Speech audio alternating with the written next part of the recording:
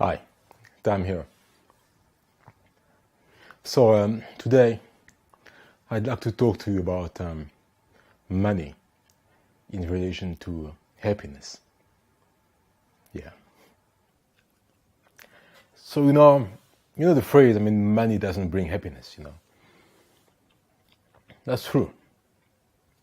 But whenever somebody says money doesn't bring you happiness, there will always be 10 people to say, yeah, but it's better to cry in a Ferrari than homeless under a bridge. True. You know, Look, money is essential to life. If you want good medical care, you have to pay. If you want to further your education, you need money. Whether your own money or a loan or a scholarship, but you need money. Yeah. So yeah, money is important, no doubt. But I'm going to tell you a story.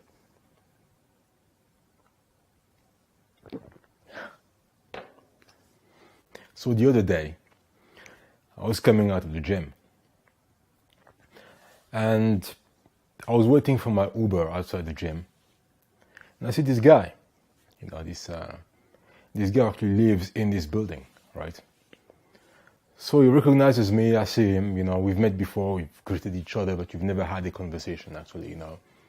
And he stops his car and he says, "Hey, you going? We're going to the same place, right? Are you on your way back to the tower?" And I'm like, "Yeah." He said, "Yeah, look, let's go together. I'm on my way home as well." So I hop into his car and there we go. So the guy drives, he's a young guy, a black guy like myself. So we're driving there, and I'm like, "Wow, this is a nice car. It's a black Porsche 911 Turbo S, a beautiful car." He says, "Yeah, I really love this car, man. It's great. It's so fast, and all that stuff. So we're chit-chatting there. We're talking. Everything goes nice, and then at one point, he says, "Hey, let me show you are you in a hurry now, or do you have like 15 minutes?" So I say, "Yeah, sure." He says, "Let me show you what's going on with this car." I said, "All right." So we take the ramp into the highway, and off we go.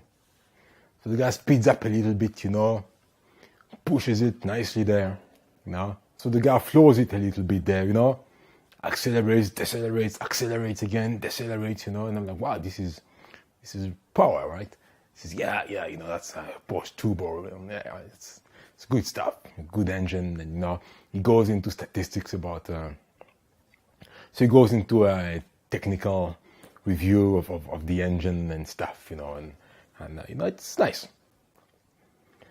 And then we go off the ramp and we want to come back in to go home. But now there's a bit of traffic, right, on the way back. So we're stuck in traffic, it's moving slowly there. But as we're moving very slowly, most of the other drivers in the cars, right, and passengers are looking at the car because, it's quite a striking car. The car is black, the red brakes, and, the wing was out, and then there's the wing, and then, it's just a beautiful car. So, people are looking at the car, kids are waving, you can see that, it attracts attention, right? Which is nice, So the guy's enjoying the attention, says, "Yeah, people love this car, and it's a really lovely car. It's a really lovely car." And I say, "Yeah." So now, about 5 minutes later, right, from another ramp, comes into traffic, right? Comes in this guy in a Rolls-Royce Wraith.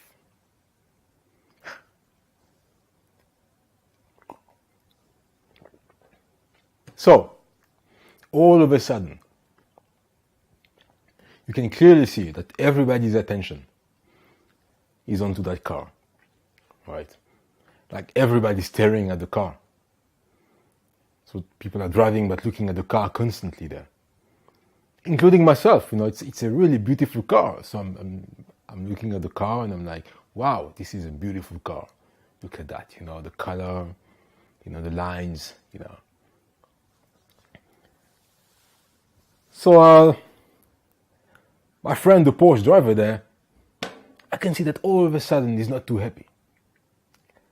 So it's like, yeah, well, yeah, I think I know this guy, man. This car, The guy in the car is another black guy in his 30s, 40s, And he says, yeah, I know the guy. Actually, I know the guy. Yeah, that's the guy. That's him. That's his name. Yeah, well, this guy is not all that. I'm like, what? I mean, that's a Rolls-Royce Wraith, man. That's an amazing car. It looks wonderful, He says, yeah, actually, I'm about to buy this car. I said, oh, really? He said, yeah, I'm gonna buy this car, man. I'm about to place an order for it. I'm just getting my stuff together. I'm gonna sell one of my other cars, and then I'm gonna get this. And like, oh, which car are you gonna sell? So the guy, the driver, right, the Porsche guy, he's got this Porsche Cayenne Turbo. Usually they park together in the parking area of this building, right? And he's got other cars as well. So he says, yeah, so I'm gonna sell the Cayenne Turbo, and I'm gonna put some money in on top of that, and I'm gonna buy the Wraith, actually, I said, oh, really? Yeah, but the Cayenne is a beautiful car. So yeah, but I want to buy the Wraith. That's my style. I'm gonna buy it, But you know what? From the moment that Rolls-Royce Wraith came into traffic, and people started staring at the car, so they stopped looking at his car and they were looking at the Wraith. I could just see that the guy was so unhappy, And then from then the conversation became. You could see the guy was obsessing about the car.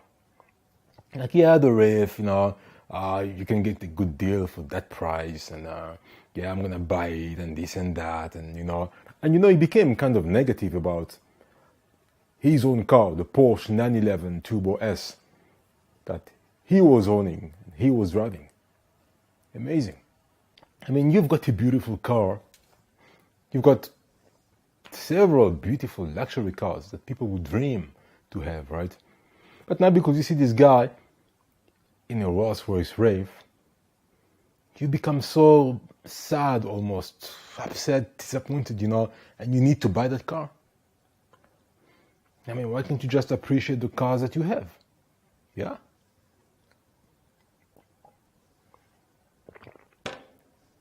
So that got me thinking. You need to appreciate the smaller things in life. Because if you can't appreciate the smaller things that you have, no matter how much wealth or material you accumulate, you will never appreciate it as well, right? So, if somebody, your girlfriend, your wife, your mother, your daughter, gives you a small little watch, right, that costs $100,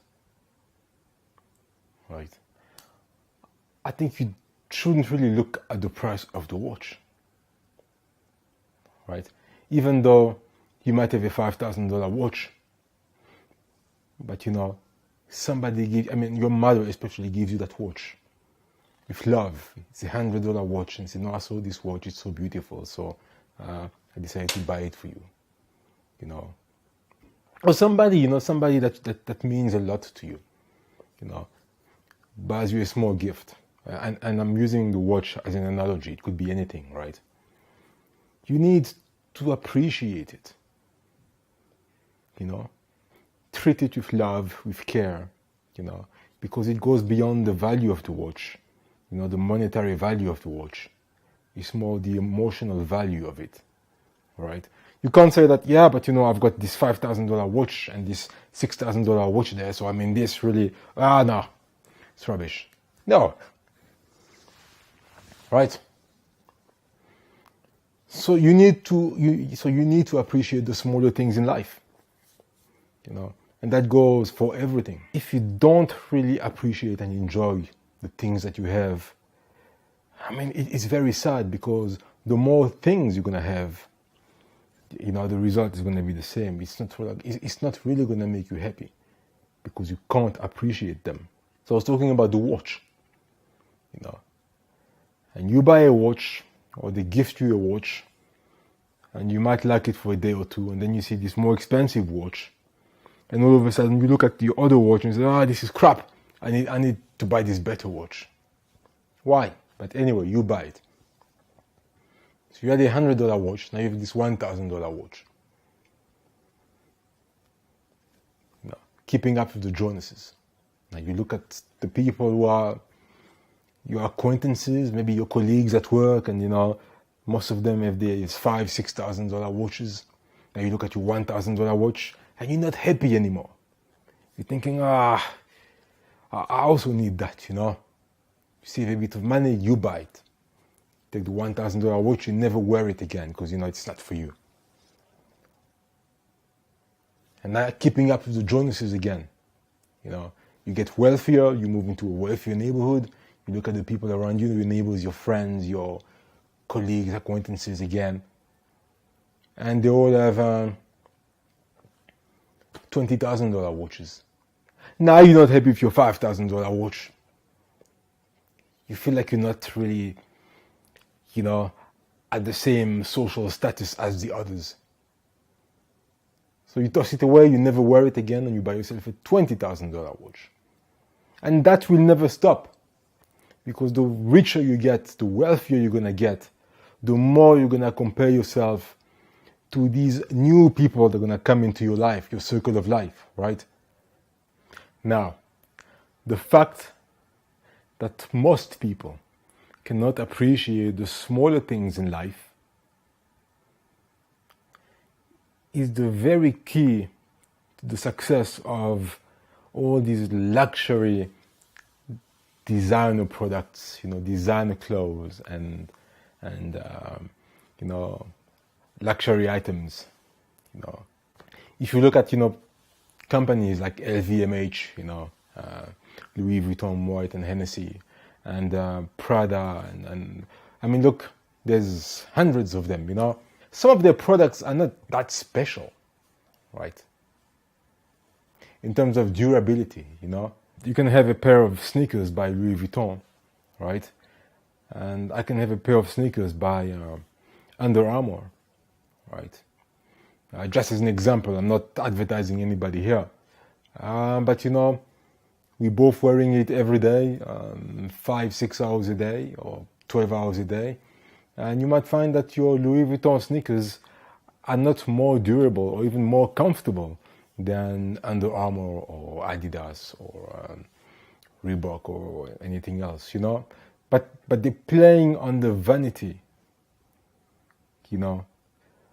of human beings, right? And that's how they make their money, So you shouldn't attach too much. You shouldn't be attached to the material to that point, I'll give you an example, right? Now this beautiful jacket, right? That's my favorite jacket, right? I wear it on most days. I really love it, right? So I didn't buy it because of the name, right? I knew what was the name because when I went into the store, I bought this in New York on Fifth Avenue. And I don't want to mention the name of the store because I don't want to advertise anybody, right? But I didn't buy it because of the name of the store or the name of the brand, right?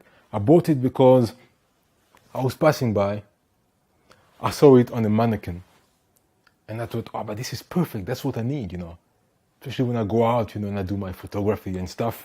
Look, it looks almost like a military style type of jacket there, with the inside, right? Full of pockets and stuff. And it looks very classy as well. So I thought, wow, this is really a beautiful jacket, right? So I bought it. Yeah. Now, it was a bit expensive, and I'm sure if I were to ask the saleswoman who was helping me out that day, she said, yes, it's expensive because it's this and it's that and it's luxurious and the stitching and all that stuff, But if you look carefully there, although I bought it on Fifth Avenue in New York, it's written made in China. So why was it so expensive? Right? So much for the stitching and the material and stuff. The thing was made in China. The material possibly came from China. The person who did that is a Chinese worker. Right? So it's not like, this was made in some house in France or Italy or something. Yeah, it's made in China, 100% made in China, So it doesn't make sense. I paid it, I bought it because it was so beautiful, practical, and I loved it. But I'm sure the real cost of this jacket is 1/10 of what I've paid for it.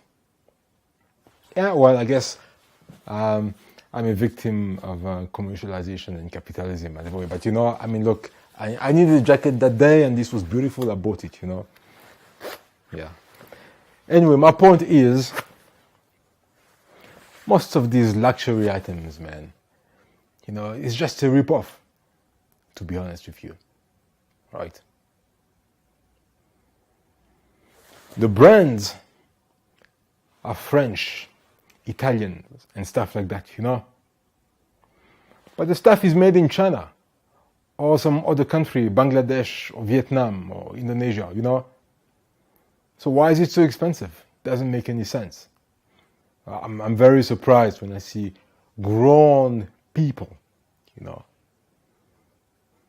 women in their 20s, 30s, 40s, and beyond, posing in front of, I remember I was in Beverly Hills, and these people were just posing in front of the Prada shop, the Louis Vuitton shop, the Chanel shop. No, what? I don't know. That's just strange, right? You have to pose next to a luxury car or next to a luxury shop. It's crazy, man. Yeah, I don't think you should do that. That's not the key to happiness there. Yeah? You're just hankering yourself into the material, into this materialistic thing of life, That's crazy. That's not the way to live life. In the end,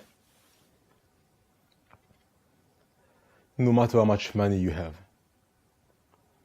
the only thing that will truly make you happy is being loved. Yeah. When somebody really loves you, that's one of the most important things of happiness. Personally, I'm single now, but when I was attached to someone, it was always the best moment, when, you go back to your place and there's somebody that really, really loves you. When you're in love with someone and they're in love with you.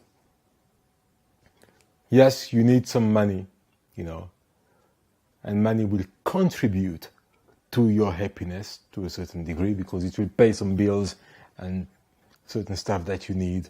But money does not equate happiness at all. And there's proof of that everywhere. You look at wealthy people, everywhere, stars, superstars and stuff. You look at the way they speak, the way they answer interviews, how sad and depressed some people are, and how others even commit suicide and stuff. And that is proof that money will never bring you happiness. No. Money will only help you sort out certain things you need to survive or to live well. But happiness is love. That's the most important thing, right? So anyway, that's my message to you today. If you want to be better, and in order to be better, you have to love someone. Find somebody to love. Don't just buy a dog or a cat or something and then, this is just a substitute for love. No, find another human being to love. Another human being that will also love you for who you are. And have that emotional attachment, and you see your life will be so much better. Right? That's what I should do as well, by the way, because right now I'm still single. Cheers.